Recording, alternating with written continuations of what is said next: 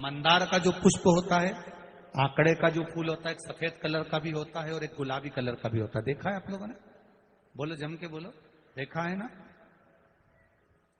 गुलाबी कलर का जो पुष्प होता है वो आप मंदार का, आंकड़े का जो गुलाबी कलर का पुष्प होता है, आप टीवी पे देख रहे होंगे। एक सफेद देख रहे होंगे, एक मंदार का गुलाबी फूल, नीला कलर का फूल देख रहे होंगे। जो नीला कलर का जो पुष्प होता है, गुलाबी कलर का जो आंकड़े का फूल होता है, प्रयास करना,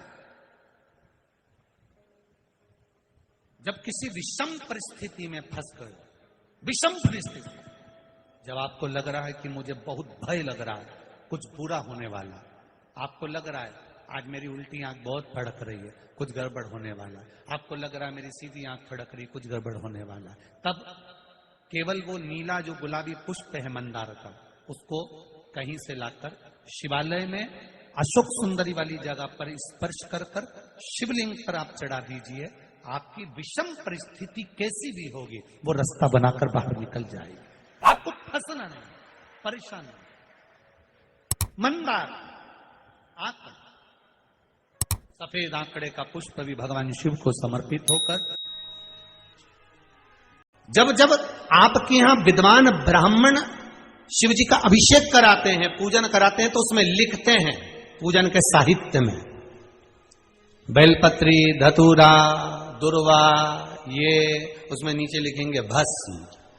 लिखते कि नहीं लिखते? लिखते हैं ना, भस्म अभिषेक में चाहिए रहती है।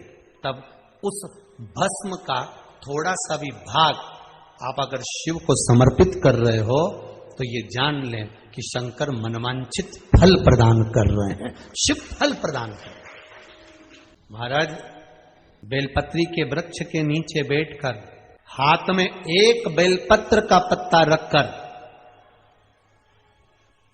आप पंचाक्षर मंत्र नमः शिवाय, ओम नमः शिवाय या श्री शिवाय नमस्तुभ्यम या महामृत्युंजय मंत्र का स्मरण कर रहे हो, पर डंडी का भाग अपनी ओर, बेलपत्र की बीच वाली पत्ती का भाग बीच वाली उंगली की ओर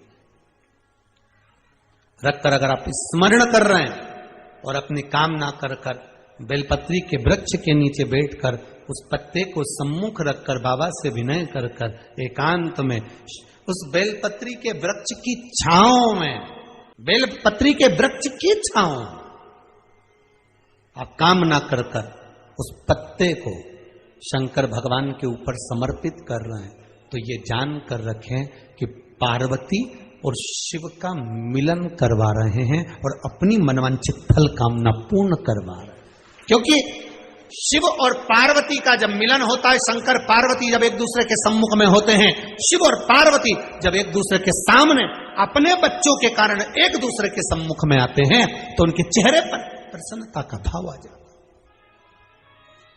फल, मनवांचित फल की कामना आप जिस कामना के लिए कर रहे हैं, विवाह के लिए, नौकरी के लिए, सर्विस के लिए, व्यापार के लिए, रोग मुक्ति के लिए, आप जिस कामना से कर रहे हैं, ईश्वर महादेव, जो व्यक्ति पथभ्रष्ट होता है, जैसे मदिरा के नशे में पड़ गया, कहीं जुए में पड़ गया, कहीं मांसाहार में पड़ गया, कहीं व्यसन में पड़ गया, कहीं गलत काम में अगर कोई जा रहा है, तो श्रंभेश्वर महादेव के नाम से काली तिल भगवान शिव को समर्पित करी जाती है।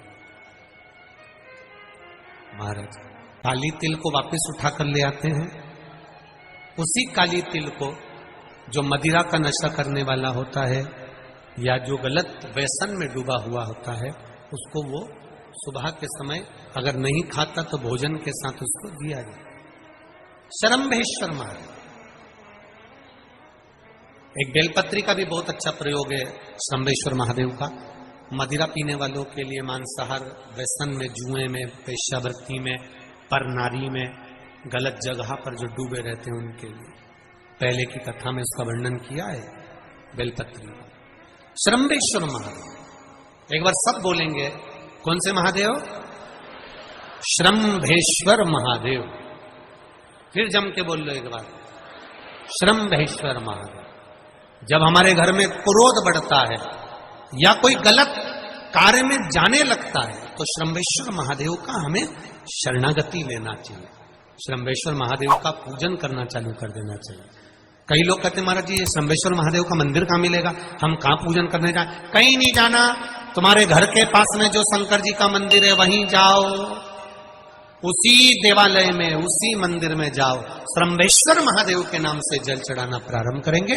वो जल जो गलत संगत में पड़ा हुआ है उसका आचमन कराना प्रारंभ करेंगे, अपने आप उसकी धीरे धीरे बुद्धि सुधरना प्रारंभ हो जाएगी। ऐसा श्रंभेश्वर महादेव का है।